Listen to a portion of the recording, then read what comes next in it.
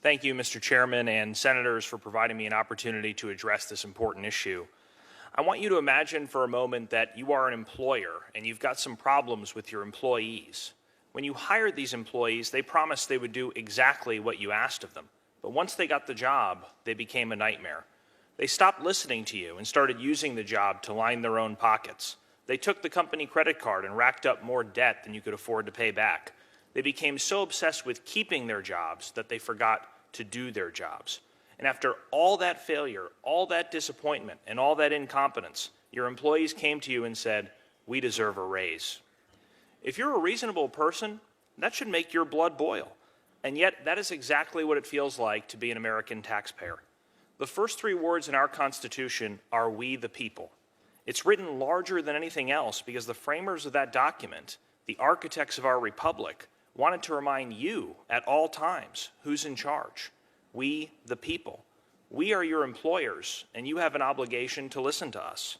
So I come to you with a message from the American people. We demand term limits for members of Congress. In fact, according to the most recent national polls on the issue, 82% of Americans want term limits. That includes support from 89% of Republicans, 76% of Democrats, and 83% of independent voters. This is not a left or right issue. This is an American issue. In fact, term limits could be the only issue with support from both President Trump and former President Obama. Now, there was a time about 25 years ago when Congress was debating this. Nearly every opponent of term limits up here had the same rebuttal: experience, experience, experience. We need experience to do this job right. If only you leave your Congress member in office for decades on end, he or she will become such a policy expert that all our problems will be solved. In hindsight, that was one of the worst predictions ever. This system is broken. Congress has given us $22 trillion in debt, the longest war in American history, a broken healthcare system, a broken immigration system, a tax code written by lobbyists, an explosion of money in politics. Worst of all, too few here have the courage to address these problems because the only focus is on getting reelected. That's why it comes as no surprise that Congress has a 14% approval rating, and 60% of Americans say that they would fire every single member of Congress if they could. Congress is less popular than traffic jams, root canals, and hemorrhoids. You're beating head lice, but the lice have asked for a recount. Unfortunately, elections alone cannot fix this problem. Not because voters like you guys so much, but due to the nearly unbreakable power of incumbency. At the same time members of Congress publicly claim elections are free and fair, they secretly deploy every trick in the book to keep power. Incumbents get $9 in special interest money for every dollar that goes to a challenger. And if incumbents are having difficulty raising money, not to worry, they're allowed to send campaign-style mailers at taxpayer expense. That's to say nothing of all the free media and name recognition politicians naturally get just for being in office. The incumbent advantage creates a barrier to entry for everyday Americans without the connections to fund a campaign. It is the case for term limits.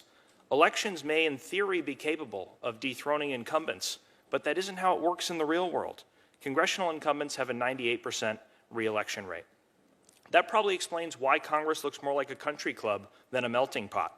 It's predominantly made up of lawyers and politicians and is disproportionately old, white, rich, and male.